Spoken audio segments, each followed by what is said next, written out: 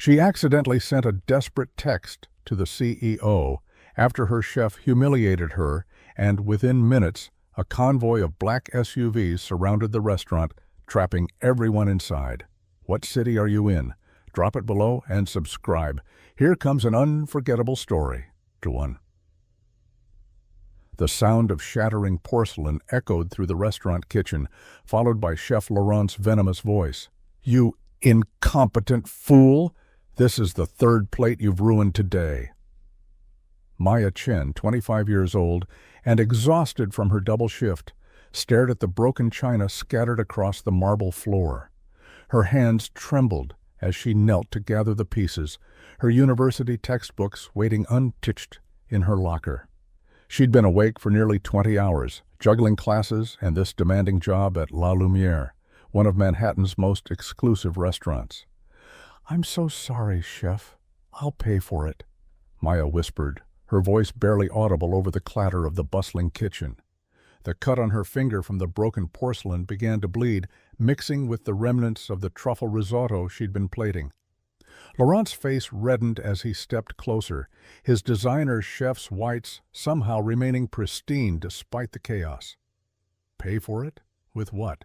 Your pathetic waitress salary?" He laughed cruelly, and several sous chefs glanced away uncomfortably. "You're lucky I haven't fired you yet. Now get out of my sight and take table 7 their order before you destroy something else."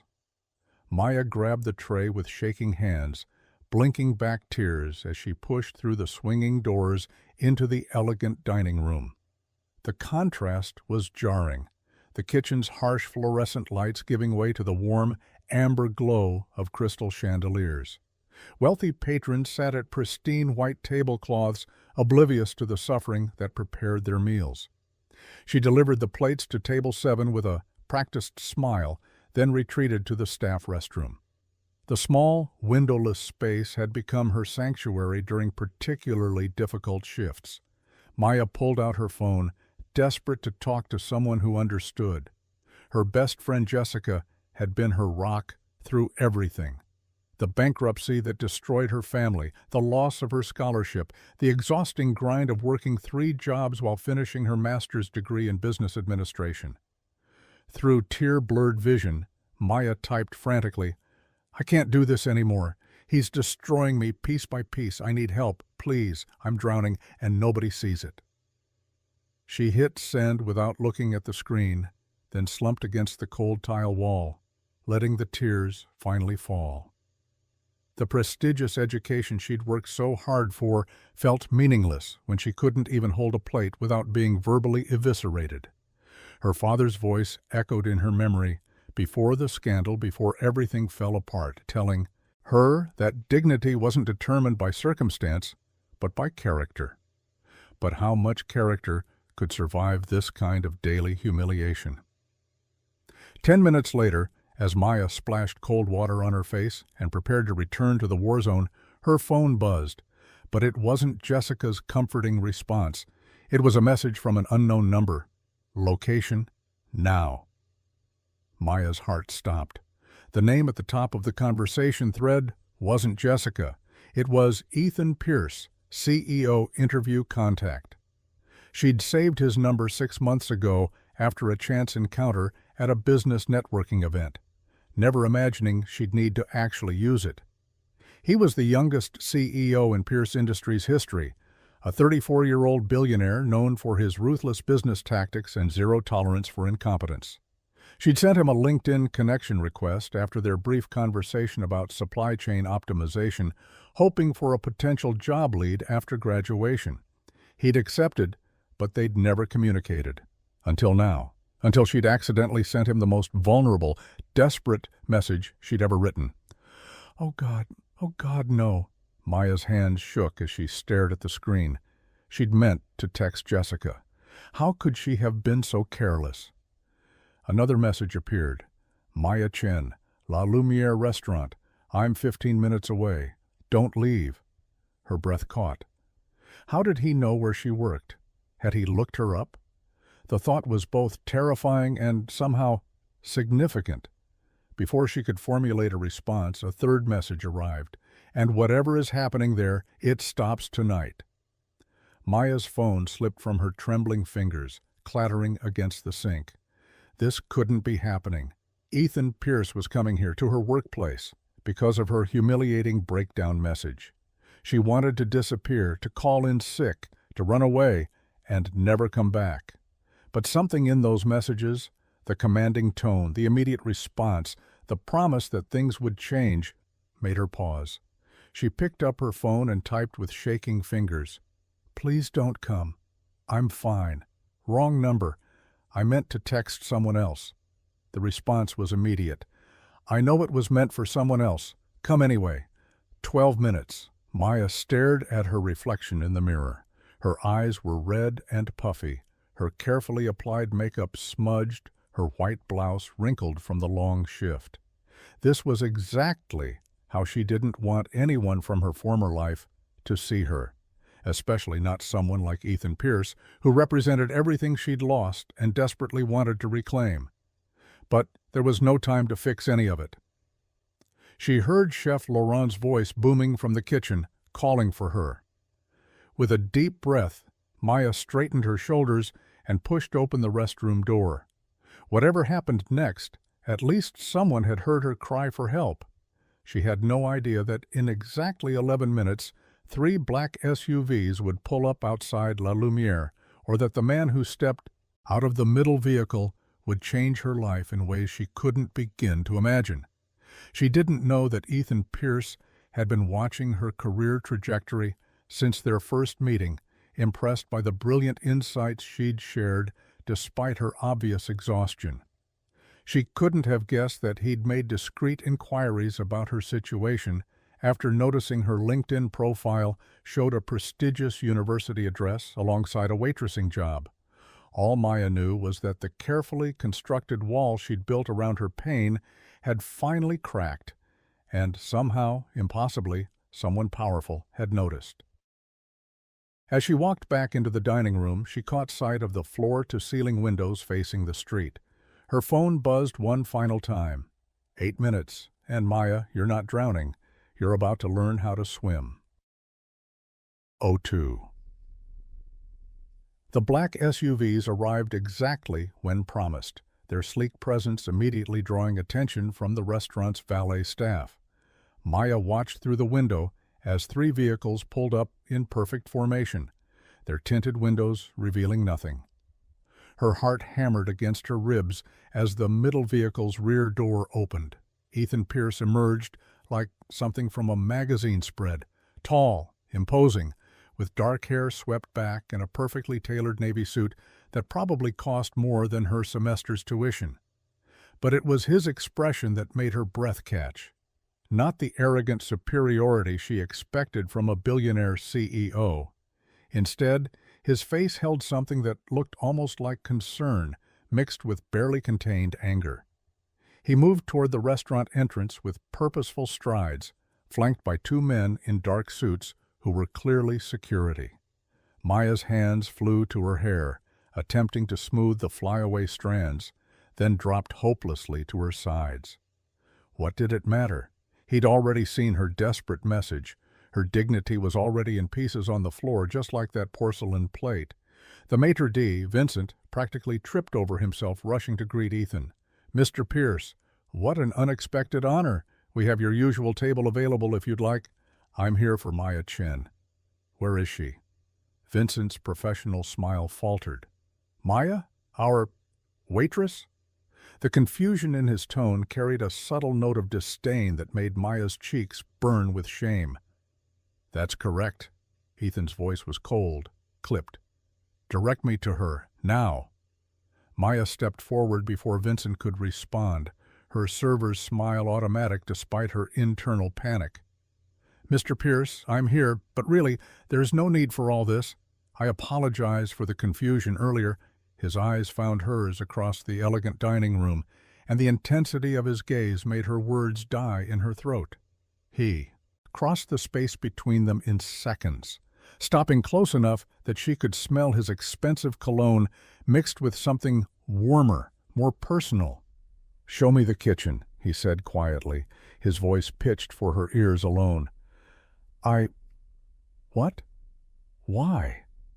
Because you said someone was destroying you. I want to meet them. The protective edge in his tone sent an unexpected warmth through her chest, immediately followed by mortification.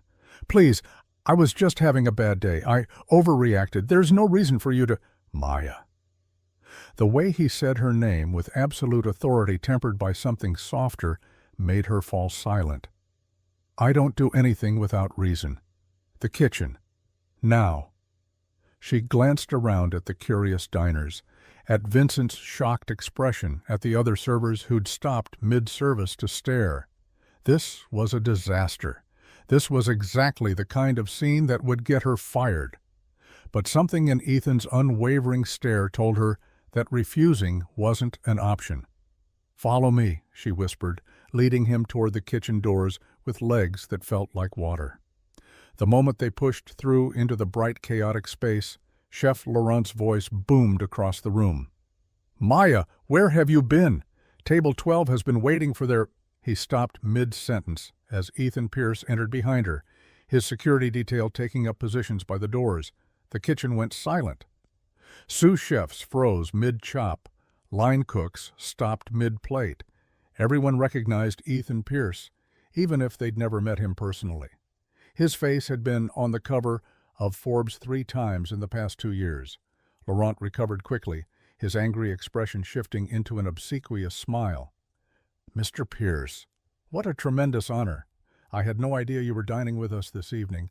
If you'd like a private tour of the kitchen, I'd be delighted to—" "I'm not here for a tour." Ethan's voice cut through Laurent's fawning like a blade. "I'm here about Maya Chen." Laurent's smile tightened almost imperceptibly. "Maya? Has there been a problem with her service? I assure you I'll deal with her immediately."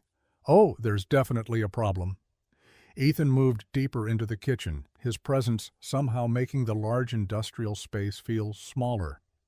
"The problem is that you've been systematically destroying an employee through verbal abuse and humiliation." The color drained from Laurent's face, then rushed back in an angry flood. "I don't know what she's told you, but I run a professional kitchen. My staff understands the standards required for excellence." "Excellence?" Ethan's laugh was devoid of humor. "Is that what you call berating someone until they're crying in the bathroom? Is that your definition of professional leadership?" Maya felt the blood drain from her face. How did he know about the bathroom? Had he been watching the restaurant somehow? The thought should have been creepy, but instead it felt protective, like someone had finally witnessed what she'd been enduring alone. Laurent's jaw clenched. "With all due respect, Mr. Pierce, you have no authority in my kitchen. This is an internal staff matter." "You're right. I have no authority here." Ethan pulled out his phone, tapping the screen with deliberate calm.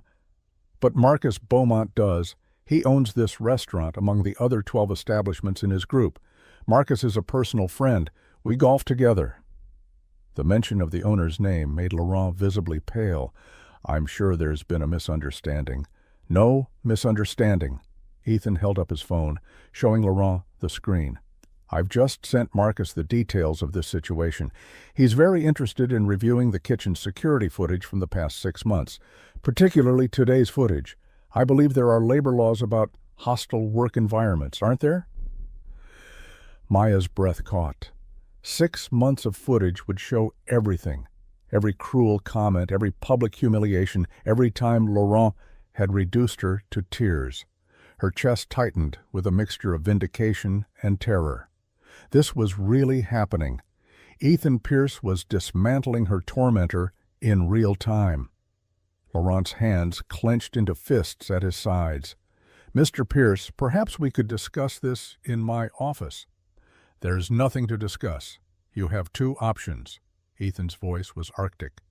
"Option 1, you tender your resignation immediately, citing personal reasons.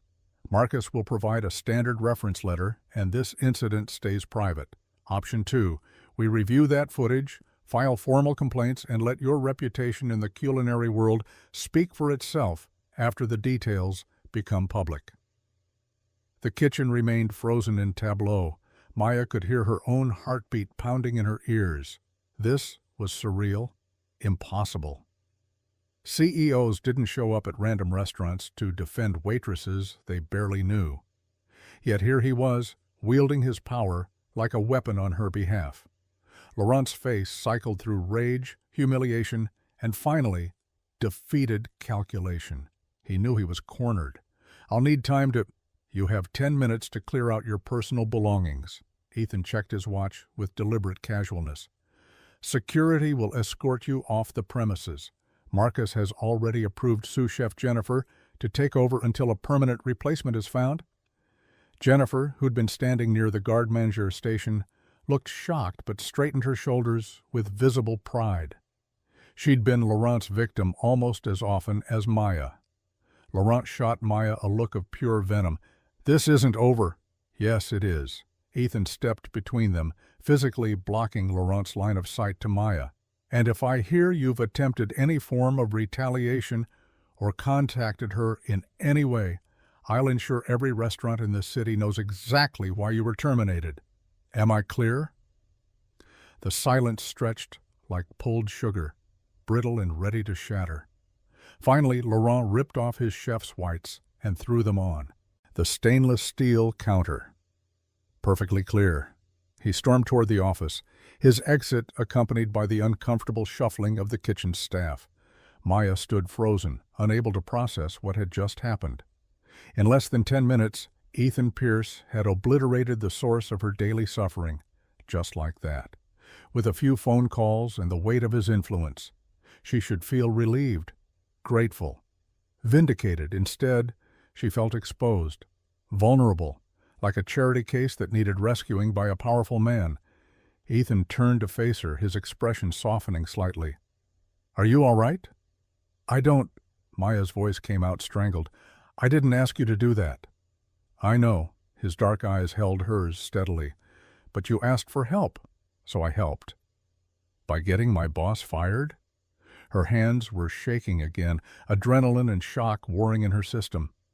"By making everyone here think I'm some kind of damsel in distress who runs to powerful men when things get difficult?" Something shifted in his expression. Surprise, maybe, or respect. "Is that what you think happened here?" "Isn't it?" Maya was aware of the kitchen staff watching them, but she couldn't stop now. The words poured out like water from a broken dam. "You showed up with your security team and your connections and your money, and you solved my problem like I'm some helpless victim. Do you have any idea how that makes me feel?" "Probably furious," Ethan said calmly. "Possibly humiliated. Definitely conflicted about whether to thank me or throw me out." The corner of his mouth quirked slightly. "Am I close?" Despite everything, Maya felt a surprised laugh bubble up in her chest. Disturbingly accurate. "I'm good at reading people. It's why I'm successful." He tilted his head slightly, studying her with an intensity that made her acutely aware of her wrinkled uniform and smudged makeup. "What I read in you, Maya Chen, is someone brilliant who's been systematically torn down by a mediocre bully, someone who was too proud to ask for help through proper channels, so you reached out to a friend in a moment of crisis. You just happened to reach me instead." "We're not friends," Maya said quietly. "We met once for 20 minutes at a networking event 6 months ago. 23 minutes, actually. And you spent 18 of them explaining how Pierce Industries could optimize our Southeast Asian supply chain by restructuring our vendor relationships. You had insights our analysts missed, despite never having seen our internal data." His expression grew more serious. "I don't forget brilliant minds, Maya, even when they're forced to serve me risotto instead of sitting across from me in a boardroom." The compliment hit harder than it should have, warming places inside her that had been cold for so long, but Maya forced herself to maintain her composure. So this was what? Some kind of recruitment strategy? Rescue the poor waitress so she'll be grateful enough to work for you? "No." Ethan's answer was immediate and firm. "This was me responding to someone I respect who was being mistreated. What happens next is entirely your choice." "My choice!" Maya laughed bitterly. I just watched you demolish my boss's career in under 10 minutes. I'm pretty sure the kitchen staff will never look at me the same way. What choices do I have left? Ethan was quiet for a moment, his dark eyes searching hers. Then he did something completely unexpected. He smiled. A real smile, warm and slightly self-deprecating. Fair point.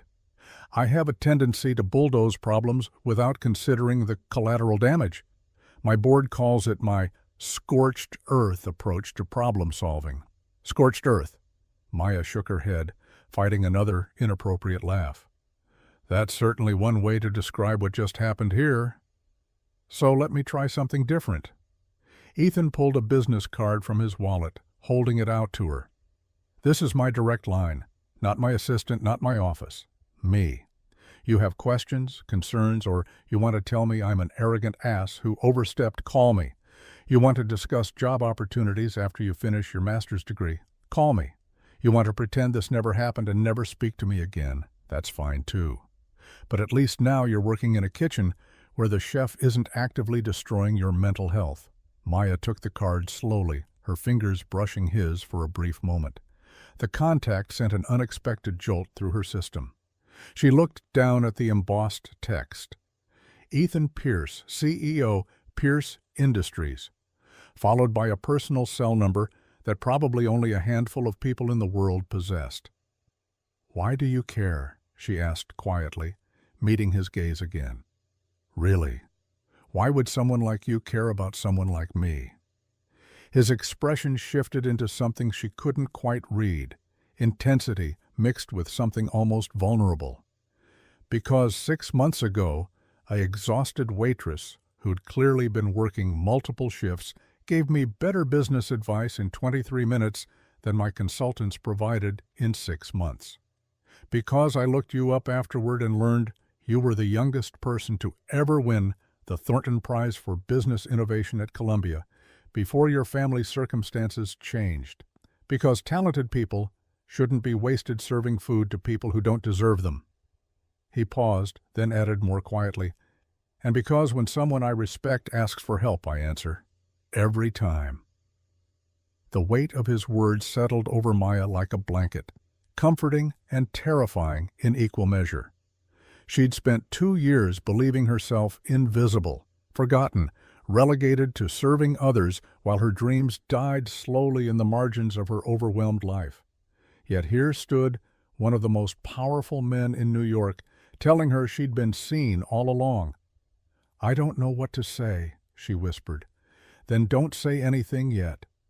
Ethan checked his watch again. Your shift ends in 2 hours. Meet me outside when you're done.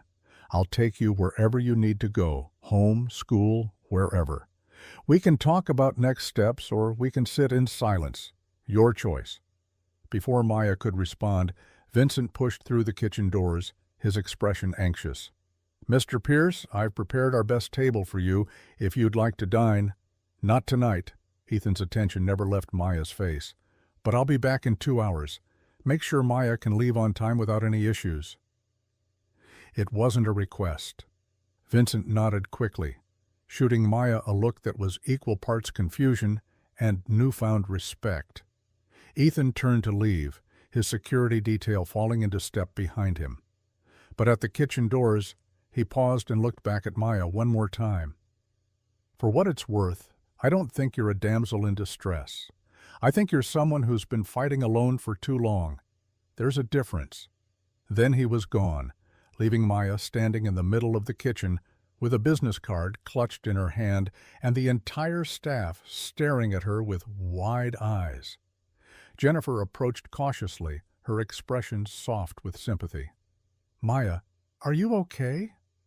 Maya looked down at the card, then at the space where Ethan had stood, then at the office where Laurent was presumably packing his belongings. In the span of 20 minutes, her entire world had been turned upside down. I have no idea, she answered honestly, but I think maybe, for the first time in 2 years, I might be. 3. 2 hours later, Maya pushed through La Lumiere's employee exit into the cool Manhattan evening, her backpack heavy with textbooks and the weight of the day's events. The sleek black SUV was parked exactly where she'd expected, Ethan Pierce leaning against it with his phone in hand, somehow managing to make waiting look powerful rather than passive. He looked up as she approached, pocketing his phone. "How was the rest of your shift?" "Weird." Maya clutched her backpack straps, suddenly hyper-aware of her casual departure outfit, jeans and a Columbia sweatshirt that had seen better days. Everyone kept staring at me like I'd grown a second head. Jennifer was amazing, though. She's already reorganizing the kitchen protocols. Good. Marcus made the right call promoting her.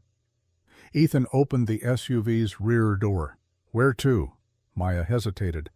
The sensible answer was her apartment.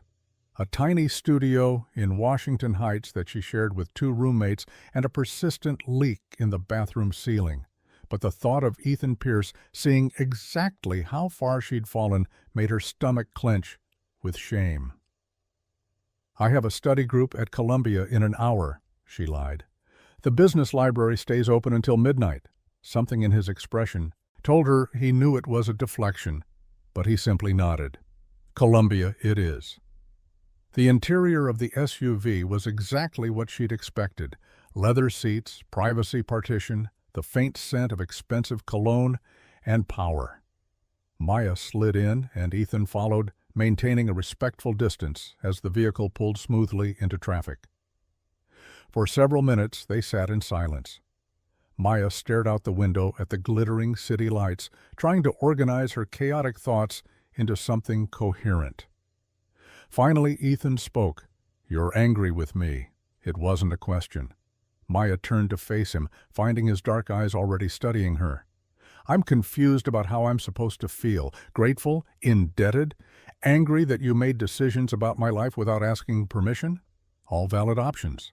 His expression remained neutral, giving away nothing. "Though, I'd prefer you settle on grateful personally." Despite herself, Maya felt a smile tug at her lips. "Prefer whatever you want. You don't get to decide my emotions." "No, I don't." The corner of his mouth quirked. "Which is refreshing, honestly. Most people tell me what they think I want to hear. Well, I'm not most people." I noticed. His gaze intensified slightly. "6 months ago, you told me my company's expansion into Vietnam was strategically sound, but ethically questionable, given the labor concerns. Do you remember that?" Maya winced at the memory. "I remember thinking I'd just destroyed any chance of making a good impression on a potential employer." "You made an impression, all right, just not the one you're thinking." Ethan shifted slightly, his attention fully focused on her in a way that felt almost overwhelming. "I went back to my office and had my team investigate your concerns. You were right. We restructured the entire operation, improved working conditions, and actually increased productivity by 18%. That conversation cost me an afternoon, but saved me millions in potential PR disasters and legal complications. I didn't know that." "How could you? I didn't tell you." He paused, seeming to choose his words carefully. "I should have reached out afterward, offered you a consulting position, at minimum. But I made discreet inquiries instead, learned about your family's situation, saw that you were managing despite impossible circumstances. I respected your pride too much to offer help you hadn't asked for. Until tonight. Until tonight, when you asked." His expression softened slightly. "Though not from me, admittedly." Maya looked down at her hands, processing this revelation. "So you've been, what, keeping tabs on me for 6 months?" "Monitoring your progress," Ethan corrected. "There's a difference. I track talented people, Maya. It's how I build strong teams. Your academic performance despite working multiple jobs is remarkable. Your thesis on sustainable supply chain management in luxury goods industries is already being cited by industry analysts. You're brilliant, and you're wasting that brilliance serving overpriced food to people who don't appreciate you." "I'm paying my rent and my tuition," Maya said defensively. "That's not waste, that's survival." "Fair point." He acknowledged the correction with a slight nod. Let me rephrase. You could be doing work that challenges you, compensates you appropriately, and advances your career. Instead, you're exhausting yourself with jobs that exploit your circumstances. That's waste. Not everyone has the luxury of choosing challenging work over paying work. I know. Something in his tone suggested personal experience, though Maya couldn't imagine what hardships a billionaire CEO could have faced. Which is why I'm offering you a choice now. Maya's pulse quickened. What kind of choice? Ethan reached into his jacket and pulled out a folder, handing it to her. 2 offers. Open it. With trembling fingers, Maya opened the folder. Inside were 2 formal letters on Pierce Industries' letterhead. She read the first one quickly, her eyes widening with each line. A consulting position? Reviewing your Southeast Asian operations? She looked up at him in disbelief. This salary is more than I make in 6 months of waitressing. It's standard for consultants with your qualifications. You'd work remotely on your schedule, report directly to me, submit recommendations quarterly. No interference with your studies. Maya's heart hammered against her ribs. This was exactly the kind of opportunity she'd dreamed about. Legitimate work in her field, proper compensation, a chance to rebuild her professional reputation. But something about the timing made her suspicious. And the second offer? Read it. She did, and this time her breath caught completely. An entry-level analyst position, with full benefits, tuition reimbursement for completing my master's, and a starting salary that's... She trailed off, unable to finish the sentence. The number was more than her father had made before the scandal. That's market rate for Columbia MBAs with your academic record, Ethan said calmly.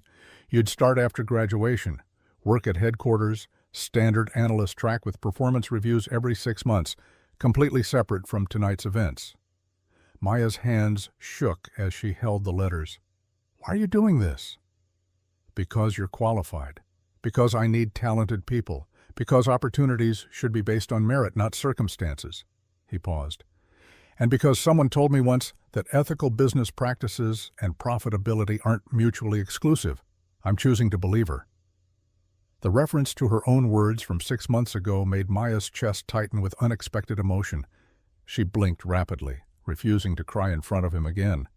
These are incredibly generous, but you're wondering what the catch is, Ethan finished. What I want in return. Yes? Your talent, your insights, your willingness to tell me when I'm wrong, which apparently you're good at. His expression grew more serious. What I don't want is gratitude, or obligation, or anything else you might be worried about. These are professional offers, Maya. Accept them or reject them based on their merit, not on tonight. That's impossible. Tonight changed everything. Did it? He tilted his head slightly. Or did it just accelerate what should have happened 6 months ago? Maya wanted to argue, but she couldn't find the words. Because he was right, in a way that was both infuriating and oddly comforting. 6 months ago, she should have followed up on their conversation, should have asked for informational interviews, networking opportunities, anything that might have led somewhere. Instead, she let pride and shame and exhaustion keep her silent. I need to think about this, she said finally. Why? Of course. Ethan gestured to the folder. Take your time. The offers stand regardless of when you decide. A week, a month, whenever. The SUV slowed and Maya realized they'd reached Columbia's campus. The familiar buildings looked different somehow, full of possibility instead of just obligation. She gathered her things, preparing to leave, but something made her pause. Can I ask you something? Always.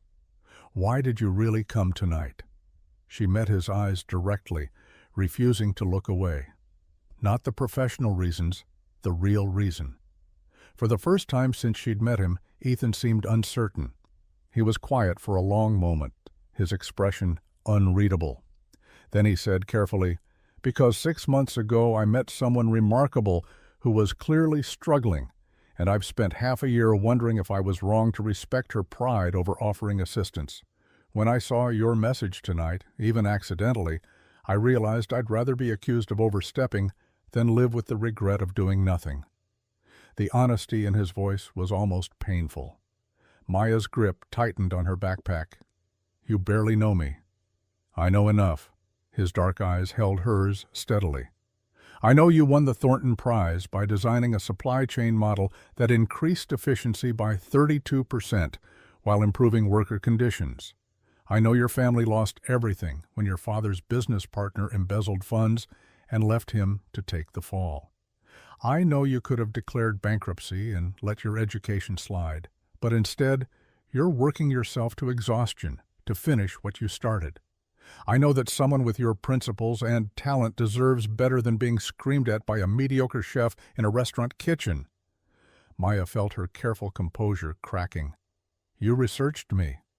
"Thoroughly," he admitted without apology. "It's what I do with people who interest me." "I don't know if that's flattering or terrifying." "Probably both." The slight smile returned. "I have that effect on people." Despite everything, the emotional exhaustion, the confusion, the surreal nature of this entire evening, Maya found herself laughing, a real laugh, the kind she hadn't experienced in months. "You're very sure of yourself." "I'm a CEO, it comes with the territory." He paused. "But for what it's worth, I'm significantly less sure when it comes to you." The admission surprised her. "Why?" "Because you're unpredictable. You say what you think instead of what I want to hear. You're angry when most people would be obsequious. You question my motives instead of accepting my help blindly." His expression shifted into something warmer, almost admiring. "It's extremely inconvenient and completely refreshing." Maya felt heat rise in her cheeks that had nothing to do with embarrassment and everything to do with the way he was looking at her, like she was a puzzle he wanted to solve, a challenge he wanted to meet. It was intoxicating and dangerous in equal measure. "I should go," she said, though she didn't move. "My study group doesn't exist," Ethan finished gently. "You don't have a study group tonight, Maya. You just didn't want me to see where you live." She flushed deeper. "That's presumptuous." "It's accurate." No judgment colored his tone, just simple statement of fact. "And I understand. But for the record, where you live doesn't change my assessment of who you are or what you're worth." The kindness in his voice was almost worse than pity would have been. Maya felt tears prick at her eyes again and blinked them back furiously. "I really need to go." "All right." Ethan reached for the door handle, then paused. "One more thing." "What?" "Have dinner with me, tomorrow night, somewhere far away from La Lumiere, where we can talk about something other than job offers and kitchen disasters." Maya's heart stopped. "That sounds like a date," he finished. "Because it is one. Unless you're not interested, in which case it's a professional networking dinner and we'll never speak of it again." She stared at him, completely off balance. In the span of 3 hours, Ethan Pierce had destroyed her tormentor, offered her career-changing opportunities, and now he was asking her on a date with the casual confidence of someone who'd never been refused anything. The smart thing would be to decline, to maintain professional boundaries, to not complicate an already complicated situation. But Maya had been making smart, careful choices for 2 years, and all it had gotten her was exhaustion and misery. "What time?" she heard herself say. His smile was immediate and genuine, transforming his serious face into something almost boyish.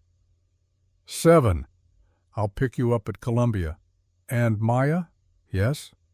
Wear whatever you want. You could show up in that sweatshirt and jeans, and you'd still be the most interesting person in any restaurant. Before she could formulate a response to that, he'd opened the door and offered his hand to help her out.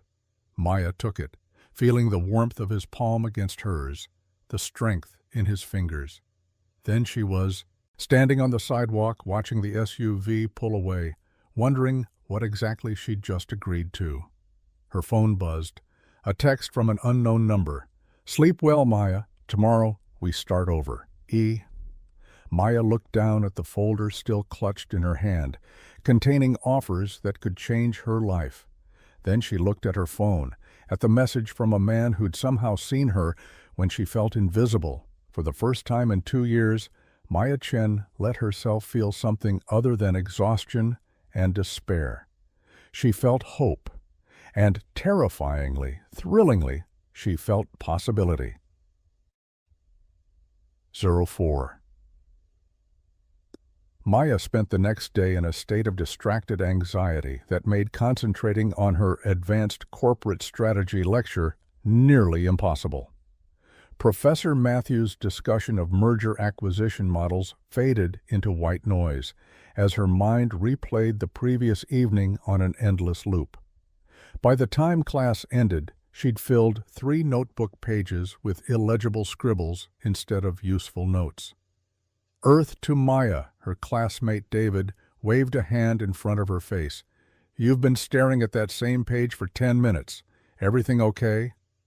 "Fine," Maya lied, gathering her things. "Just tired." David's skeptical expression suggested he didn't believe her, but he didn't push. "Group project meeting is Thursday at 6, don't forget."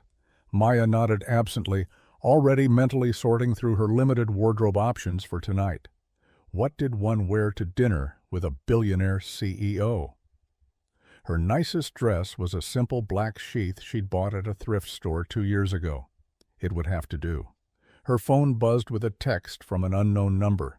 "Slight change of plans. Can you meet me at Pierce Tower instead of campus?" Something came up. Maya's stomach dropped. Was this how it started? The cancellation, the polite distance, the realization that a CEO and a waitress existed in fundamentally different worlds? She typed back, "Of course. What time?" The response was immediate. 6:30. "Come to the executive floor. Security will expect you." Not a cancellation then, just a location change. Maya released a breath she hadn't realized she was holding and texted back a confirmation. At 6:15, she stood outside Pierce Tower, a gleaming testament to steel, glass, and concentrated wealth that dominated Midtown Manhattan's skyline. The building's lobby alone was larger than her entire apartment, all marble floors and soaring ceilings that made her feel impossibly small. Maya Chen? A security guard approached, professional but not unkind. "Mr. Pierce is expecting you. I'll escort you up." The elevator ride to the executive floor took less than a minute, but felt eternal. Maya caught her reflection in the polished brass doors. Dark, circles under her eyes poorly concealed by makeup, her thrift store dress suddenly looking more shabby than she'd remembered. What was she doing here? The elevator doors opened directly into a reception area that screamed understated luxury. Floor-to-ceiling windows offered breathtaking views of Manhattan's evening lights. A receptionist looked up with a professional smile. "Ms. Chen, Mr. Pierce is finishing a call. He'll be with you shortly. Please have a seat." Maya perched on the edge of a leather chair that probably cost more than her monthly rent, trying not to touch anything. Through the glass walls of a nearby conference room, she could see Ethan pacing, phone pressed to his ear, his expression tight with obvious frustration. "I don't care what the projections say, Marcus. If the working conditions at that facility don't meet our standards, we don't partner with them. Period." His voice carried through the glass, sharp with authority. "Find me alternative suppliers who can deliver the same quality without exploiting their workforce. You have 48 hours. He ended the call with more force than necessary, then seemed to notice Maya through the glass. His expression shifted immediately from frustrated CEO to something warmer, though tension still lingered around his eyes. He moved toward the reception area, loosening his tie. "I apologize for the chaos," he said, offering a hand to help her up. "Supplier issues in Indonesia. Apparently, ethical manufacturing and profit margins are still considered mutually exclusive by some people. The people who haven't read the research on employee satisfaction and productivity," Maya said automatically, then caught herself. "Sorry, force of habit." "Don't apologize." Ethan's tension seemed to ease slightly. "You're right, As usual, I just spent 20 minutes explaining that exact research to executives who should already know it. He studied her for a moment. You look beautiful, by the way. The compliment caught her off guard. Maya felt heat rise in her cheeks. I look like a broke graduate student in a dress from 2018. You look like someone who understands that confidence matters more than price tags. His slight smile was genuinely warm. But speaking of which, I need to ask a favor that might sound strange. Maya's guard went up immediately. What kind of favor? My mother is here. You're... What? Ethan had the grace to look slightly sheepish. She showed up unannounced an hour ago, insisting on having dinner with me tonight. When I told her I had plans, she invited herself along.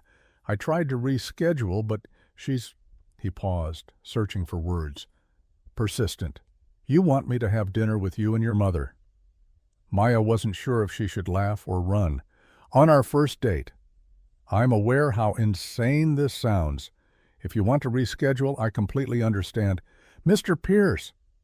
A woman's voice, cultured and commanding, echoed from the inner office. Stop hiding. Your guest in the lobby.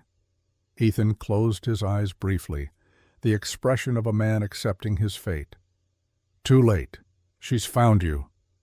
The woman who emerged from the office was exactly what Maya expected, and nothing like it simultaneously. Margaret Pierce was in her early 60s, dressed in a Chanel suit that was somehow both elegant and intimidating. But her eyes, the same dark shade as Ethan's, held warmth beneath the aristocratic assessment. You must be Maya. Margaret extended a manicured hand. I've heard quite a bit about you. Maya shot Ethan a surprised look as she shook Margaret's hand. You have? Ethan mentioned meeting a brilliant young woman with strong opinions about supply chain ethics. He's been insufferable about it for months. Margaret's smile was knowing. When he suddenly insisted on leaving the office at exactly 7 despite a crisis, I knew something significant was happening. Mother, Ethan's tone carried a warning, you're making her uncomfortable. I'm making her informed, Margaret corrected. There's a difference. She turned her full attention to Maya. My son doesn't leave crisis meetings for just anyone, Ms. Chen. The last time he prioritized personal plans over business emergencies was... Actually, I don't think he ever has. So you're clearly special. Maya felt completely out of her depth. I'm sure he's just being polite. Ethan is many things. Polite when it inconveniences him isn't one of them. Margaret linked her arm through Maya's with casual authority. Now I've made reservations at Maria. I hope you like Italian food? Yes, but... Excellent. Ethan, stop glowering. You look like your father when you do that. Margaret steered Maya toward the elevator, leaving Ethan to follow. Tell me, Maya, what are you studying at Columbia? The transition from quiet lobby to upscale restaurant to interrogation by Ethan's mother happened so quickly that Maya's head spun. But Margaret's questions, while probing, weren't unkind. Over appetizers, they discussed Maya's thesis. Over pasta, Margaret asked about her undergraduate work. By dessert, Maya realized she'd relaxed despite herself. Your family situation, Margaret said carefully, setting down her wine glass. Ethan mentioned there were difficulties. I hope I'm not overstepping, but I remember reading about the Garrison Chen scandal. Your father was the Chen in that partnership, wasn't he? Maya's appetite vanished instantly. Yes. She forced herself to meet Margaret's eyes. He was innocent, but by the time the truth came out, the damage was done, financially and reputationally. Richard Garrison was arrested last year, Margaret said. 17 counts of fraud and embezzlement. I followed the trial. So did I. Maya's hands clenched in her lap beneath the table. The judge gave him 12 years. My father got nothing. No apology, no restitution, no acknowledgement that his life was destroyed by someone else's crimes. Ethan, who'd been quiet through most of dinner, spoke up. Where is your father now? Portland. He works as a financial consultant for small businesses, the only work he could get after the scandal. My mother teaches piano lessons. Maya felt the familiar shame and anger rising. They wanted me to quit school, move home, save the tuition money, but I couldn't. This degree is the only chance I have to rebuild what Garrison destroyed. So you're carrying the weight of your family's future on top of your own, Margaret said quietly. It wasn't a question. Someone has to. Maya realized how bitter she sounded and tried to soften it. I'm sorry, this isn't appropriate dinner conversation. On the contrary, Margaret's expression held something like approval. It's the most honest conversation I've had in months. Most people in my social circle discuss nothing more substantial than vacation properties and stock portfolios. Mother collects honesty like some people collect art, Ethan said dryly. It's her favorite luxury. Because it's the rarest. Margaret turned her attention back to Maya. I like you, Miss Chen. You remind me of myself at your age. Too proud, too stubborn, and too smart for your own good. I'm not sure that's a compliment, Maya said, surprised into a small smile. It absolutely is. Margaret glanced at Ethan with meaningful emphasis. My son needs more people in his life who value principles over profit. He's in danger of becoming all business and no soul. Mother, Ethan's warning tone was back. Enough? Fine. I'll spare you further maternal commentary. Margaret stood gracefully. Thank you for indulging an old woman's curiosity, Maya. I hope you'll join us again sometime. Old woman? Ethan stood as well, helping his mother with her chair. You're 63, and you still intimidate my entire board of directors. 64 next month, and they're intimidated because they're incompetent. Margaret kissed her son's cheek, then turned to Maya. A word of advice, dear. My son is brilliant at business and remarkably stupid about personal matters. If you're interested in him, you'll have to be direct. He won't notice subtlety. Mother? Ethan's ears actually reddened. Maya couldn't help it. She laughed, a real, genuine laugh that bubbled up despite the evening's surreal nature. Thank you for the advice, Mrs. Pierce. Margaret, please. Mrs. Pierce makes me sound ancient. With a final, knowing look at her son, Margaret glided toward the exit, leaving Ethan and Maya alone at the table. I apologize, Ethan said immediately. That was supposed to be a quiet dinner where we got to know each other, not an interrogation by my mother. She's formidable, Maya said, but I liked her. She liked you too, which is dangerous because now she'll insert herself into every aspect of this relationship. He paused. Assuming you want there to be a relationship after tonight's disaster. Maya considered him carefully. The confident CEO from the previous night looked distinctly uncomfortable, his usual certainty replaced with something almost vulnerable. It was humanizing in a way she hadn't expected. Your mother said you've been insufferable about me for months, Maya said slowly. Is that true? Ethan had the grace to look embarrassed. I may have mentioned you occasionally. Occasionally. Perhaps more than occasionally, he admitted.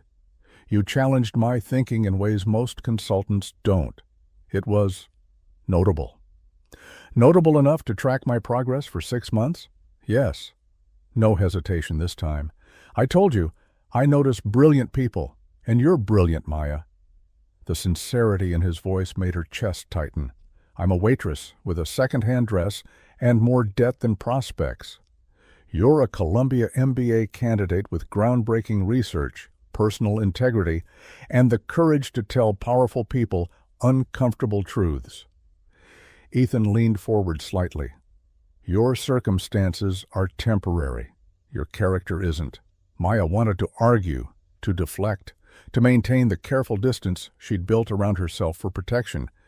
But something in Ethan's steady gaze made the walls feel exhausting instead of safe.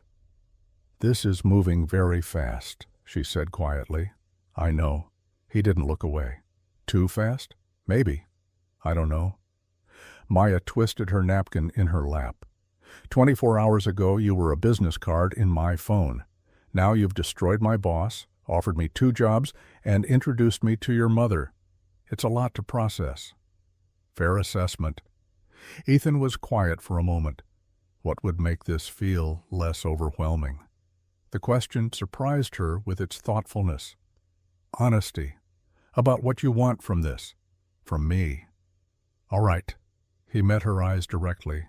I want to know you better. I want to understand how you think, what you value, what makes you laugh at 2 in the morning when you can't sleep. I want to give you opportunities you've earned but been denied because of circumstances beyond your control. And yes, I'm attracted to you intellectually, professionally, and personally. I have been since our first conversation. Maya's breath caught. That's very direct. You asked for honesty. His slight smile returned. My mother was right. Subtlety isn't my strength. Apparently not. Maya felt her own smile tugging at her lips despite everything. What if I'm not interested in being another acquisition for Pierce Industries? Then I'll be disappointed, but respectful. No hesitation. The job offers stand regardless. Your career shouldn't be contingent on your personal feelings about me. That's unusually ethical for a CEO. I learned from someone that ethics and business aren't mutually exclusive. His eyes glinted with humor. She was very insistent about it. Despite her confusion and caution, Maya felt warmth spread through her chest.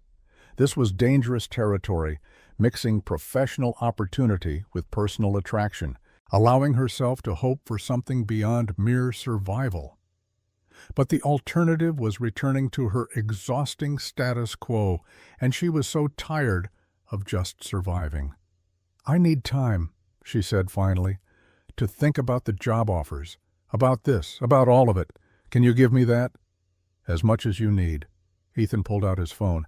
But while you're thinking, maybe we could start with something simpler. Coffee tomorrow afternoon? Just talking. No job offers, no mothers, no pressure. Maya found herself nodding before she'd fully decided. Just talking. Just talking, he confirmed. Though knowing us, we'll probably end up debating economic theory or arguing about supply chain optimization. Probably, Maya agreed, feeling the ghost of a real smile. You're very wrong about your Vietnam expansion, by the way. I have data to prove it. His answering smile was bright and genuine. I look forward to being proven wrong. It happens rarely enough to be interesting. As they left the restaurant, Ethan's SUV waiting at the curb, Maya realized that somewhere between the kitchen disaster and this strange, wonderful evening, something fundamental had shifted. She was still confused, still cautious, still aware of the vast differences between their worlds. But for the first time in 2 years, she felt like herself again, sharp and capable and worthy of being seen. Thank you, she said quietly as they reached the vehicle. For what? For seeing me. When I'd convinced myself I was invisible. Ethan's expression softened into something that made her heart stutter. You were never invisible, Maya, just overlooked by people who didn't know what they were seeing. As the SUV pulled away from the curb, carrying her back toward campus and her complicated reality, Maya looked down at her phone. A new message from Ethan. Sleep well. Tomorrow, just coffee and conversation. I promise. E. Maya saved his number under a new name.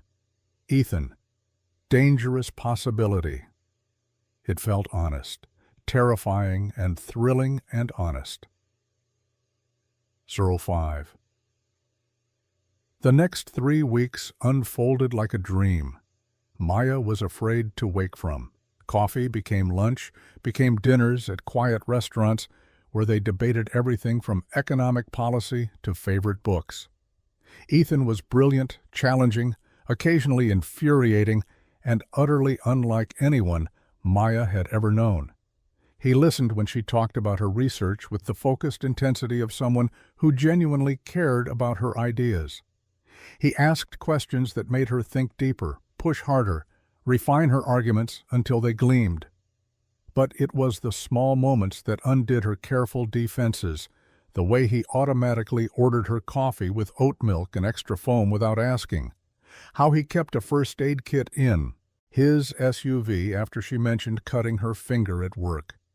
The time he showed up at her apartment at midnight with soup, when she texted that she was feeling sick, no questions asked.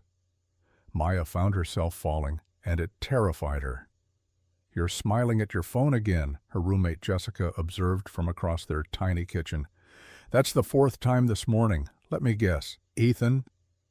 Maya looked up from the text conversation, feeling her cheeks warm. "He sent me an article about sustainable manufacturing in Bangladesh, with commentary." "Romantic," Jessica said dryly, but her smile was genuine. "You really like him, don't you?" "Yes," Maya admitted quietly, "which is probably stupid. We exist in completely different worlds. He doesn't seem to think so." Jessica poured coffee into 2 chipped mugs. "He shows up wherever you are, Maya. Class, the library, that terrible taco place you love. If he thought you existed in different worlds, he wouldn't keep entering yours." Before Maya could respond, her phone rang. Ethan's name flashed on the screen, and her traitorous heart jumped. "Good morning." His voice was warm through the speaker. "Are you free around 2? There's something I want to show you. I have office hours until 1:30, but after that, I'm free." "What is it?" "Surprise. Meet me at Pierce Tower?" Maya agreed, though surprises from billionaire CEOs made her inherently nervous. At 2:15, she stood in the now familiar executive lobby, where Ethan waited with an expression that managed to be both excited and slightly anxious. "You look nervous," Maya observed. "Should I be worried?" "Possibly." He took her hand, his palm warm against hers. "Come with me." He led her to an office 3 doors down from his own, a spacious corner suite with floor-to-ceiling windows and a view that made her breath catch. The space was empty except for a single desk, chair, and bookshelf. "What is this?" Maya asked slowly. "Your office, if you want it." Ethan watched her face carefully. "I know you said you needed time to think about the job offers, but I also know you're graduating in 6 weeks, and most analyst positions require a 3-month notice period for start dates. I needed to know if you were seriously considering the position, because if you are, I need to make it official." Maya walked slowly into the space, her footsteps echoing on the hardwood floor. Through the window, she could see Central Park in the distance, a green oasis among the steel and glass. Her office, her view, her future, maybe. "This is overwhelming," she said quietly. "I know." Ethan stayed near the doorway, giving her space. "And I know the timing is complicated given everything else happening between us. But Maya, I need you to understand, this offer has nothing to do with our personal relationship. You've earned this position based on your qualifications alone. My feelings for you are separate." She turned to face him. "Are they? Really? Because from where I'm standing, it looks like the CEO is offering his girlfriend preferential treatment." "You're not my girlfriend yet," Ethan said, and the yet hung in the air between them, full of promise and pressure. "And if you take this position, there will be people who assume exactly what you just said. The relationship will complicate everything." "Then maybe we shouldn't—" Maya couldn't finish the sentence. The thought of walking away from what they'd been building felt physically painful. "Or," Ethan continued, moving closer, "maybe we acknowledge that, yes, this is complicated, and yes, people will talk, but you deserve this opportunity regardless of my personal feelings. You can take the job and reject me personally. You can reject both.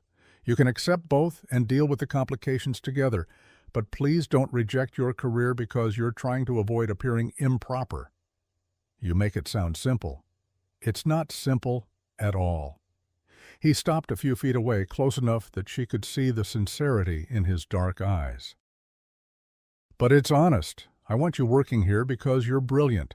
I want you in my life because you make me think differently, challenge my assumptions, and somehow make board meetings feel less soul-crushing when I know I'll see you afterward. Those are separate wants, even if they're inconveniently entangled." Maya's chest tightened with emotion she wasn't ready to name. "What if I fail? What if I'm not as good as you think I am?" "Then you'll learn and improve like any analyst." "But you won't fail, Maya. I've seen your work. I've watched you think through problems in real time. You're ready for this." She wanted to believe him. God, she wanted to believe that she could have this: the career, the respect, the chance to prove herself in a legitimate position. But the voice of every person who'd looked down on her for the past 2 years whispered that she didn't deserve it, that she was just a charity case, that Ethan's interest would fade and she'd be left with nothing. "I need to think," she said finally. "Of course." Ethan pulled an envelope from his jacket. "Official offer letter. Review it, consult with whoever you need to, take your time. Just know that this office will stay empty until you make a decision. I'm not interviewing other candidates." "That's terrible business practice." "Probably." His slight smile returned. "But I'm willing to wait for the right person." Before Maya could overthink it, she closed the distance between them and kissed him. It was brief, impulsive, and entirely inappropriate for an office setting, but Ethan's surprised intake of breath made it worth the impropriety. When she pulled back, his expression was dazed. "What was that for?" "For being patient, for seeing me, for making me believe I might actually deserve good things." Maya stepped back, suddenly self-conscious. "I should go. I have studying to do." "Maya, I'll call you later. I promise." She fled before he could see the tears threatening to spill over. Because the truth was, she was falling in love with Ethan Pierce, and it terrified her more than any career decision ever could. The next 2 weeks passed in a blur of final exams, thesis preparation, and increasing tension. Maya threw herself into her academic work, using it as an excuse to avoid the decision looming over her.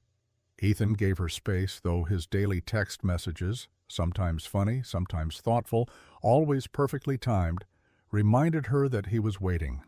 Then everything shattered. Maya was in the Columbia Library, buried in research for her final thesis presentation, when Jessica called. The terror in her roommate's voice made Maya's blood run cold. "Turn on the news, Channel 4, now!" Maya pulled up the news stream on her laptop, and her world tilted sideways. The headline screamed across the screen: "Pierce Industries, CEO in scandal. Relationship with employee raises ethics questions." The report showed photos of her and Ethan at restaurants, entering Pierce Tower together the night he'd shown up at her apartment with soup. The reporter's voice dripped with insinuation. "Sources inside Pierce Industries confirm that CEO Ethan Pierce has been involved in a relationship with a prospective employee, raising serious questions about preferential treatment and corporate ethics." The woman, identified as Maya Chen, is set to begin an analyst position next month despite lacking traditional qualifications. Maya's hands shook so badly she almost dropped her laptop. Lacking traditional qualifications. The words were a knife to the chest, invalidating everything she'd worked for. She clicked through the article, her horror growing with each paragraph. They dug into her background, the family scandal, her father's disgrace, her waitressing jobs. Every private pain laid bare for public consumption. Her phone exploded with messages. Classmates asking if it was true, professors suggesting she come in for advisory meetings. Unknown numbers sending hateful accusations. Then Ethan's name flashed on the screen. Maya answered with shaking hands. "Don't read the comments," were his first words. "I'm handling this." "Handling this?" Maya's voice came out strangled. "They're calling me a gold digger, Ethan. They're saying I slept my way into a job I haven't even accepted yet. They've published my father's scandal, my financial situation, everything." "I know. I'm issuing a statement." "A statement won't fix this." Maya stood abruptly, ignoring the startled looks from other library patrons. "This is exactly what I was afraid of. Everyone will think I'm with you for money and opportunities. My degree, my research, my work, none of it matters now because I'm just the poor girl who caught the CEO's attention." "That's not true, isn't it?" Tears streamed down her face now, hot and bitter. "Be honest, Ethan. If we hadn't met, would you have offered me that position? If I were just another Columbia MBA without our personal connection, would I have a corner office waiting at Pierce Industries?" The pause before he answered told her everything she needed to know. "I noticed you because of our conversation 6 months ago," he said carefully. "Your qualifications are what made me track your progress. The personal connection developed separately. That's not an answer. The honest answer is complicated," Ethan said, and she could hear the frustration in his voice. "Yes, our personal relationship accelerated the timeline. Yes, I probably would have offered you a position eventually based on your credentials alone, but it might have taken longer through traditional channels. Does that mean you're unqualified? Absolutely not. Does it mean people will assume the worst? Apparently, yes." Maya closed her eyes, feeling her carefully rebuilt world crumbling. "I can't take the job now. You see that, right? If I accept it after this scandal, it proves everything they're saying about me. If you reject it because of other people's opinions, you're letting them control your future," Ethan countered. "Maya, you've earned this position. Don't let vindictive gossip steal that from you." "This isn't gossip, it's my reputation, my career." She was dimly aware she was shouting now, but couldn't stop. "I've spent 2 years rebuilding credibility after my father's scandal. 2 years of proving I'm more than my circumstances. And now it's all destroyed because I was stupid enough to think I could have something good without it being ruined." "This isn't destroyed, it's a temporary crisis. For you, maybe. You're the brilliant CEO who made a questionable personal choice. Your reputation will survive. But me, I'm the opportunistic employee who seduced her way into a job. That stain doesn't wash off, Ethan." The silence on the other end of the line was heavy with things unsaid. Finally, Ethan spoke, his voice carefully controlled. "What do you want me to do?" "I don't know." Maya sank back into her chair, exhaustion, overwhelming anger. "I don't know how to fix this. Let me fix it, please. I have PR teams, lawyers, resources." "You can't fix this with money or influence.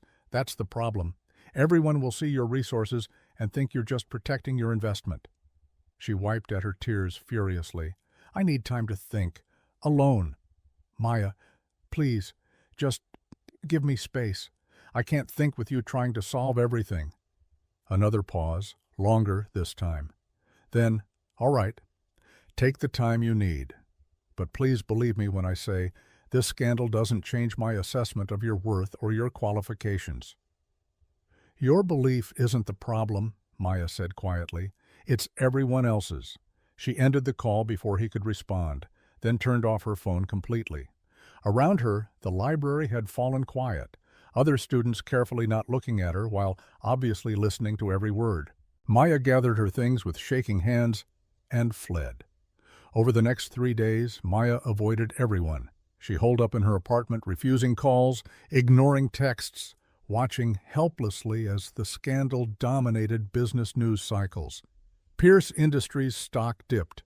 Board members called for investigations into Ethan's hiring practices. Opinion pieces debated whether personal relationships between executives and employees should be banned entirely. And through it all, Maya's name, her history, her struggles, her private pain, was dissected by strangers who knew nothing about her except what sold clicks and advertising. On the 4th day, someone knocked on her apartment door. Maya ignored it, but the knocking persisted. Finally, she dragged herself from the couch and opened it to find Margaret Pierce standing in the hallway, impeccably dressed and radiating determination. "You look terrible," Margaret observed. "May I come in?" Too exhausted to argue, Maya stepped aside.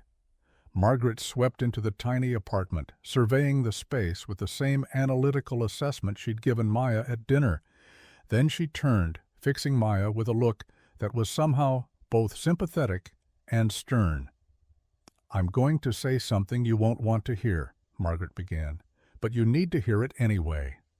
Maya crossed her arms defensively. "If you're here to convince me to take the job for Ethan's sake, I'm here to tell you that you're being a coward," Margaret interrupted calmly.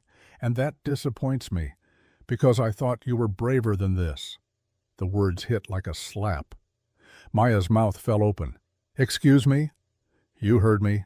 Margaret sat on the sagging couch, without waiting for invitation. You're letting other people's opinions dictate your choices. That's cowardice. They destroyed my reputation. They talked about you on the news for 3 days. That's not destruction, that's scandal. Scandals pass. Margaret's expression was unyielding. Do you know how many times I've been the subject of cruel gossip? When I married Ethan's father, people said I was a social climber from a middle-class family who'd trapped a wealthy man. When I started my charity foundation, they said I was buying respectability. When I joined corporate boards, they questioned my qualifications. For 30 years, people have been finding creative ways to dismiss my accomplishments. That's different. It's exactly the same. The only difference is that I stopped caring what small minds thought about my choices. Margaret leaned forward. You are brilliant, Maya. Ethan showed me your thesis proposal. Your supply chain model could revolutionize sustainable manufacturing. But all that brilliance means nothing if you're too afraid of criticism to use it. Maya felt tears burning again. You don't understand what it's like. My father's scandal already destroyed my family's name. I can't survive another one. Your father's scandal happened to you. This scandal is happening. Because of you. Because you dared to be excellent and fall in love at the same time. Margaret's voice softened slightly. Those are not crimes, dear. They're not even mistakes. They're life. Everyone thinks I'm using Ethan for his connections. Some people think that. Others see a talented woman who earned an opportunity and happened to develop feelings for someone in the process. The question is, which narrative are you going to validate with your actions? Maya sank onto the couch beside Margaret, feeling the fight drain out of her. I don't know how to move forward from this. Yes, you do. Margaret placed a hand over Maya's. You accept the job you've earned. You present your thesis brilliantly. You graduate with honors. You prove through your work that you deserve every opportunity you've received, and you stop apologizing for having the audacity to be both qualified and in love. What about Ethan? What about him?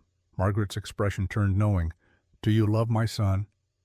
The question was so direct that Maya couldn't formulate a deflection. Yes, she whispered, which makes this even more complicated. Love is always complicated. That's what makes it worth having. Margaret stood, smoothing her skirt. My son is miserable, by the way. He's been working 20-hour days and snapping at everyone. His assistant actually thanked me for coming here because she's tired of his mood. Despite everything, Maya felt a small smile tug at her lips. He's good at solving problems, not good at unsolvable ones. You're not a problem to be solved, dear. You're a person making choices about her future. Choose based on what you want, not what you fear. Margaret moved toward the door, then paused. One more thing. That corner office? Ethan's had it empty for 3 weeks, despite having 6 qualified candidates waiting. He told the board he'd rather operate short-staffed than settle for mediocrity. That's not favoritism. That's a man who knows value when he sees it. After Margaret left, Maya sat in the quiet apartment for a long time. Then she pulled out her phone, turned it on, and scrolled through days of missed messages. Most were gossip or judgment, but buried among them were texts from professors offering support, classmates defending her qualifications, and one from David in her study group. Read your thesis draft. You're brilliant, and anyone who says otherwise is an idiot. Coffee when you're ready to re-enter society? And from Ethan, sent once each day at exactly 8 p.m. Still here, still waiting, still sure. E. Maya's hands shook as she typed, "Can we talk? Tomorrow?" His response was immediate. Anytime, anywhere. Just say when. Maya looked around her tiny apartment, at the thrift store furniture and water-stained ceiling, and life she'd been clinging to out of pride and fear. Then she looked at the offer letter still sitting on her desk, pristine and full of possibility. Margaret was right. She'd been letting fear make her choices. It was time to choose based on what she wanted instead of what she was afraid of. She texted Ethan again. Pierce Tower, 10 a.m. And Ethan? I'm sorry. Nothing to apologize for. See you tomorrow. E. Maya set down her phone and pulled out her laptop. She had a thesis to finish and a presentation to perfect. Because whatever she decided about Ethan, about the job, about her future, she was going to make those choices as the brilliant, qualified, worthy person she was, not the scared girl the scandal tried to reduce her to. 06. Maya arrived at Pierce Tower at 9:45, her heart hammering against her ribs. The security guard recognized her immediately, his professional expression softening slightly. "Welcome back, Ms. Chen. Mr. Pierce is expecting you in his office." The executive floor felt different this time, less intimidating, more like a space she might actually belong. Ethan's assistant, Patricia, looked up with undisguised relief. "Miss Chen, thank goodness. He's been impossible." She gestured toward the closed office door. "Go right in." Maya knocked anyway, waiting for Ethan's "come in" before entering. He stood behind his desk, and the sight of him made her breath catch.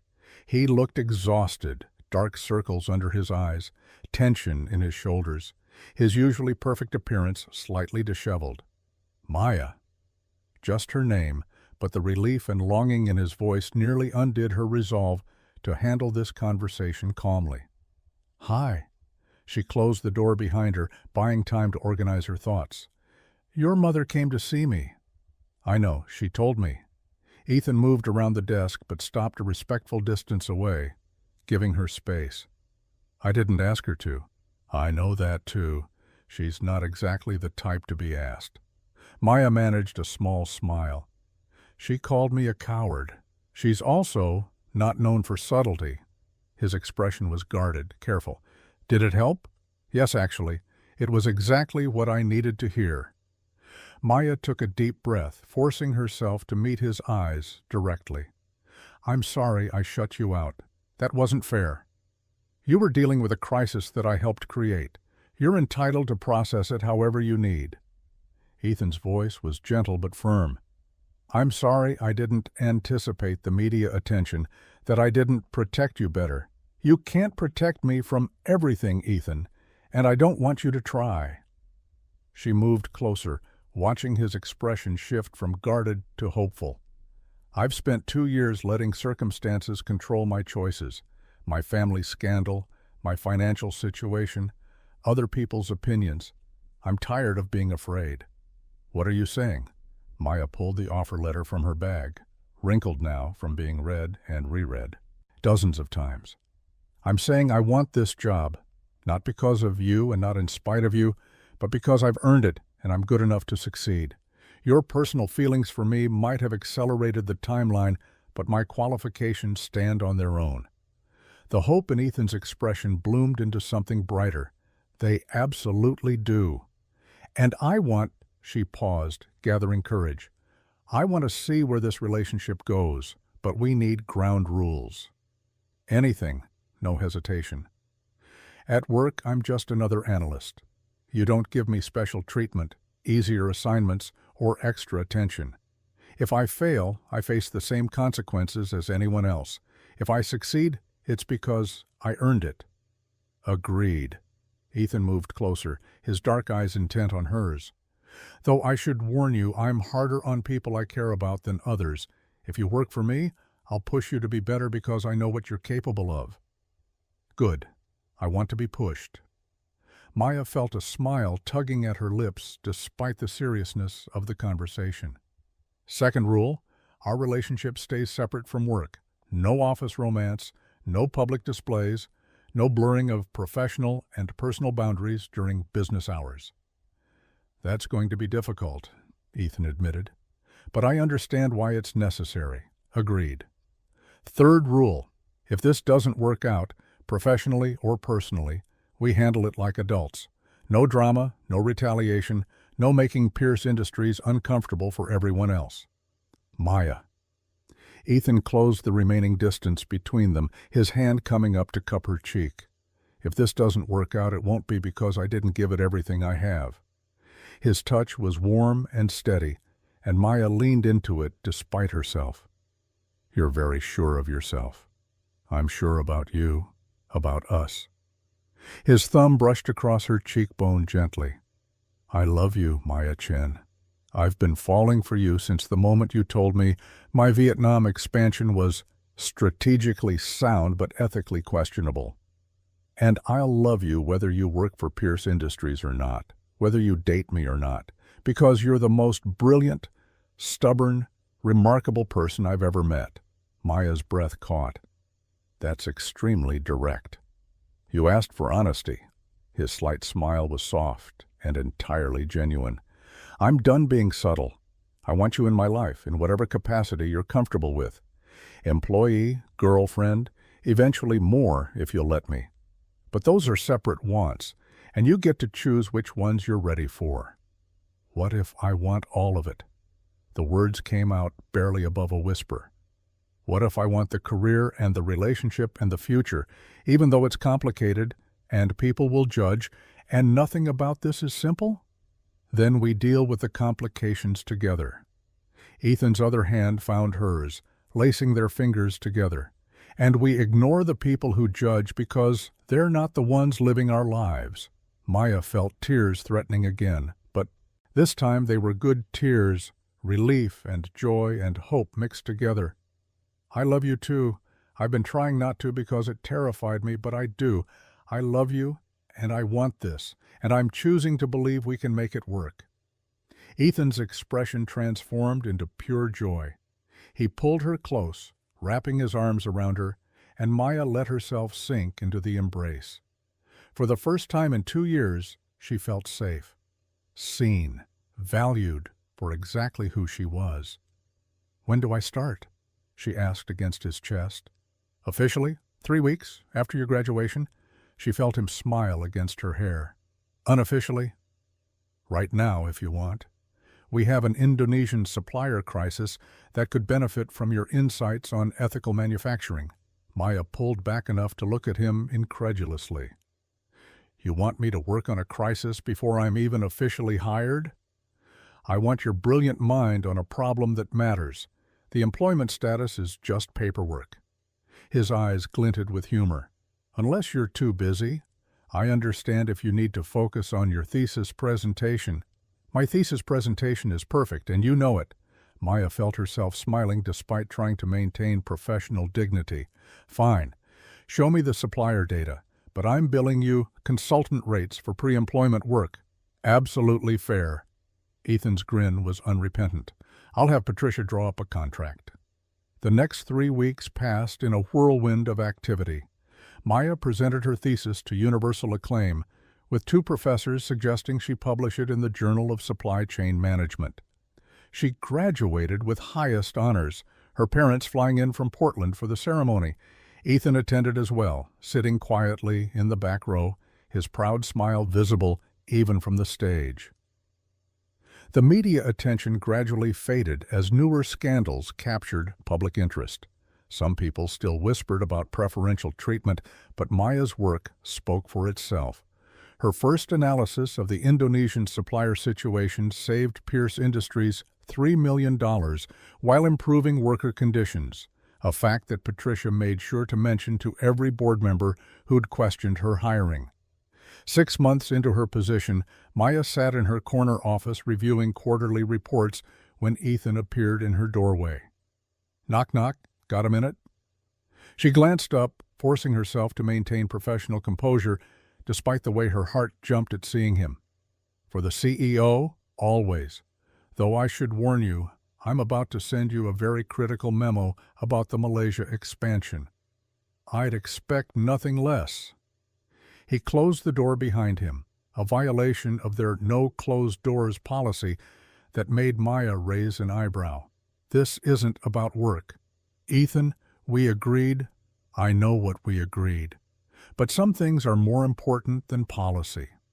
He moved to her desk, a small velvet box appearing in his hand. Maya's breath stopped. What are you doing?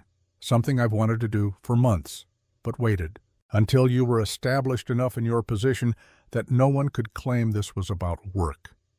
Ethan opened the box, revealing a stunning diamond ring that caught the afternoon light. Maya Chen, You are the most brilliant, challenging, remarkable person I've ever known. You make me better. As a CEO, as a person, as a man.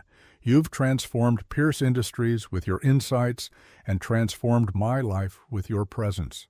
Will you marry me?" Maya stared at the ring, then at Ethan, then back at the ring. "We've been together less than a year. 8 months and 12 days, but who's counting?"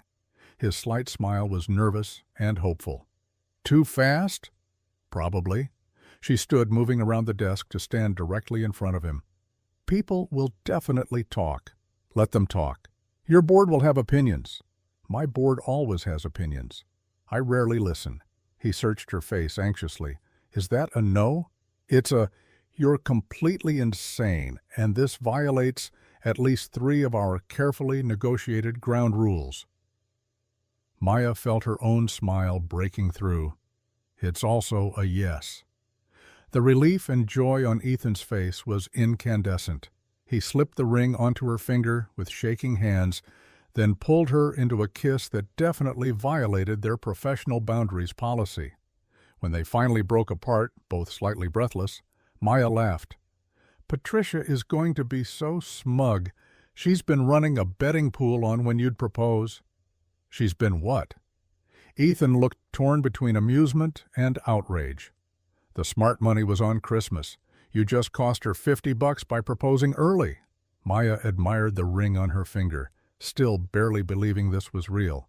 "We should probably tell your mother before word spreads." "Already done. I called her this morning to ask for her blessing." His expression turned sheepish. "She told me I was an idiot if I didn't propose soon because you're too good for me and might come to your senses." "Your mother is a wise woman." Maya rested her forehead against his chest, feeling his arms wrap around her.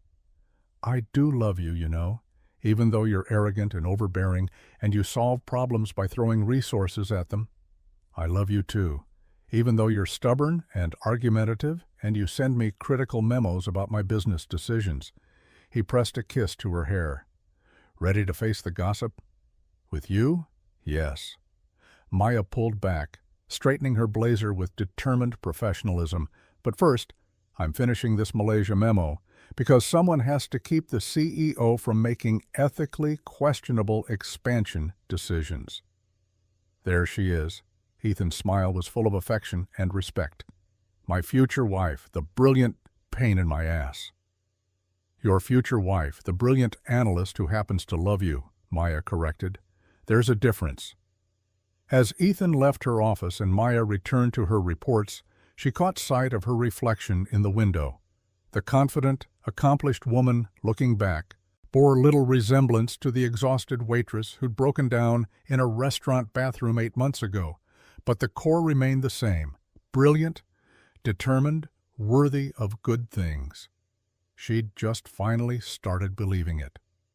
3 months later, Maya stood in Margaret Pierce's stunning garden, surrounded by flowers and friends and family, and married the man who'd seen her worth when she'd forgotten it herself. Her father walked her down the aisle with tears in his eyes, his reputation slowly being rebuilt by his daughter's success. Her mother smiled from the front row, proud and happy. Jessica served as maid of honor, still making jokes about billionaire rescue fantasies that made Maya laugh despite her happy tears. And Ethan waited at the altar with an expression that said she was the most valuable thing he'd ever acquired, not because of her degrees or her insights or her strategic mind, but because she was Maya and she was his. "I promise to challenge your terrible decisions," Maya said during her vows, earning laughs from the assembled guests. "I promise to ignore your criticism and do it anyway," Ethan replied with a grin. "And then admit you were right approximately 72 hours later." "That's very specific." "I've been tracking the data. I'm a CEO. I believe in metrics." Their kiss was met with applause and more than a few knowing looks from Pierce Industries employees who'd witnessed their relationship develop despite corporate policy and public scandal. Maya didn't care about the whispers anymore. Let people talk. She knew the truth. that she'd earned every opportunity through her own merit, and that she'd earned Ethan's love through being authentically herself. As they walked back down the aisle together, husband and wife, Maya caught sight of her corner office key in her bouquet. Patricia's addition, because the assistant had a sense of humor about these things. She squeezed Ethan's hand. "Ready for the complications?" she whispered. "With you, always." He pressed a kiss to her temple. "Though I should warn you, the board asked me to mention that married couples can't directly supervise each other. They're suggesting you might need to transfer to a different division." "Absolutely not. I just restructured the entire Southeast Asian supply chain. They're stuck with me." Maya's expression turned stubborn. "Tell the board I'm not going anywhere. That's my wife." Ethan's grin was pure pride. Brilliant, stubborn, and completely unmovable when she knows she's right. "Get used to it, Mr. Pierce. You're stuck with me now." Best decision I ever made. As they drove away from the reception toward their honeymoon in Bali, a location Maya had chosen specifically because of its supply chain significance, because she couldn't turn off her analytical brain even on vacation, she reflected on the journey that had brought them here. From a desperate text sent to the wrong person through scandal and doubt and fear to this moment of absolute certainty.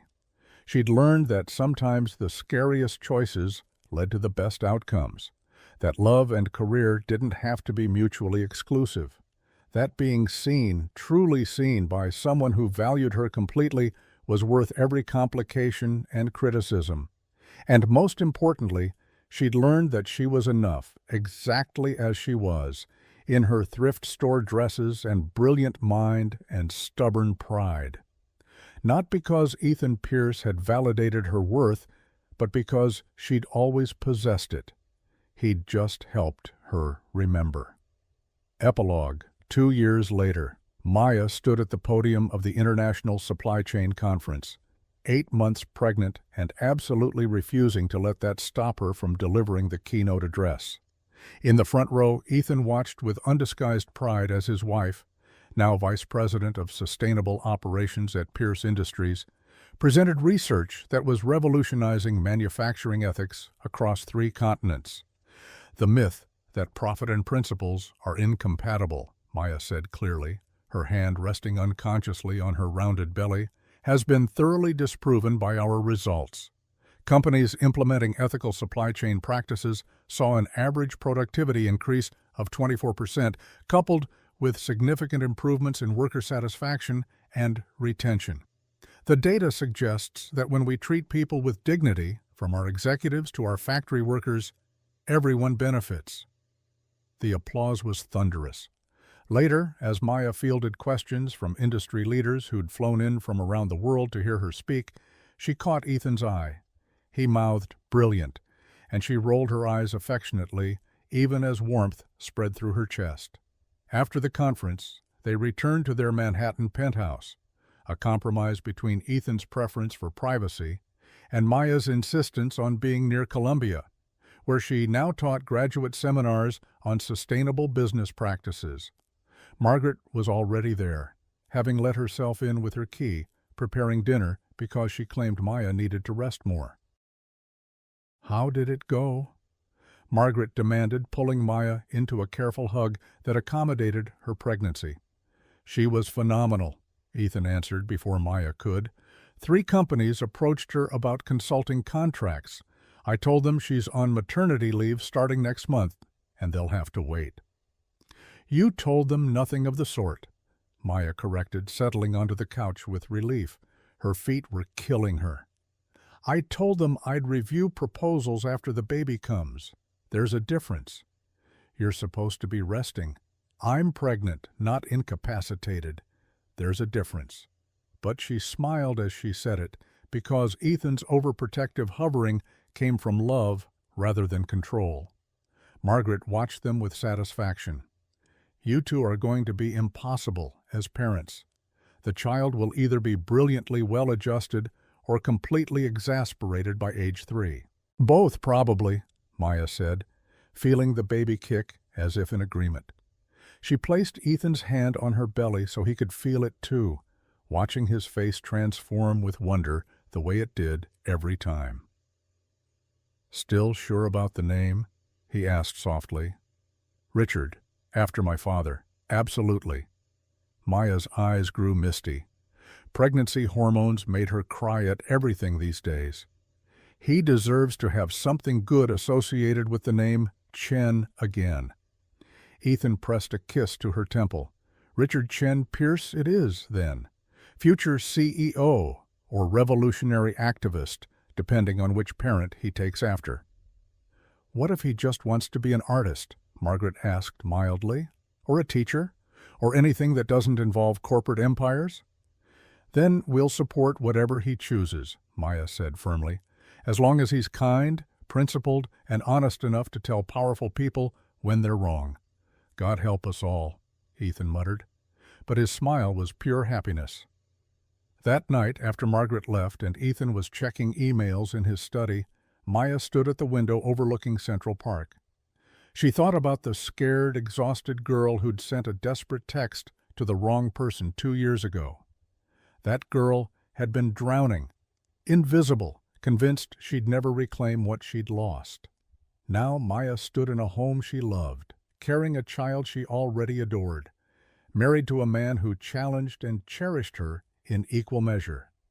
She had a career that mattered, work that made a difference, respect she'd earned through brilliance and determination. Her father's name was being restored through her success. Her mother had quit teaching piano lessons to manage the Chen Foundation, a charity Maya and Ethan had established to help families devastated by financial fraud. Everything she'd thought impossible had become her reality. "Come to Burr." Ethan appeared behind her, wrapping his arms around her from behind, his hands settling over hers on her belly. "You need rest." "I'm reflecting," Maya leaned back against him, "about how far we've come." "We have come far, haven't we?" His voice was soft with memory. "From a restaurant kitchen to here, from strangers to this. Do you ever regret it? The scandal, the complications, the board's complaints about our relationship?" "Never." No hesitation. "You're the best decision I ever made, Maya, even when you're impossible." "I'm not impossible. I'm just usually right." But she smiled as she said it. "Usually," he agreed, pressing a kiss to her neck. "About 73% of the time, according to my latest calculations." 73%? That seems suspiciously specific and potentially inaccurate. "I'm a CEO. I believe in data." Maya turned in his arms, looking up at the man who'd seen her worth when she'd forgotten it. "I love you, even though you're arrogant, and you solve problems by throwing money at them, and you track metrics about being right in arguments. I love you too, even though you're stubborn, and you argue with everything I say, and you absolutely refuse to take a break even when you're 8 months pregnant." His expression grew serious. "Thank you." "For what?" "For taking a chance on me, on us, for being brave enough to choose what you wanted instead of what was safe." He placed his hand over her heart. "For being exactly who you are, always." Maya felt tears threatening. Damn pregnancy hormones. And buried her face against his chest. "You're going to make me cry. Then my work here is done." But his arms tightened around her, protective and warm and home. As they stood together in the quiet apartment, with their future literally growing between them, Maya reflected that maybe some texts sent to the wrong number were actually sent to exactly the right person. Maybe some rescues were really just two people finding each other at precisely the moment they both needed to be seen. And maybe, just maybe, happy endings weren't fairy tales after all. They were just what happened when brilliant, stubborn people chose to believe they deserved good things. Maya had been drowning once, but Ethan had been right that first night. She hadn't needed rescue. She just needed to remember how to swim. And now together they were building something neither could have created alone. a life based on mutual respect, shared values, and the radical belief that love and success and ethics could all coexist. It was complicated. It was imperfect. It was frequently exhausting. It was everything.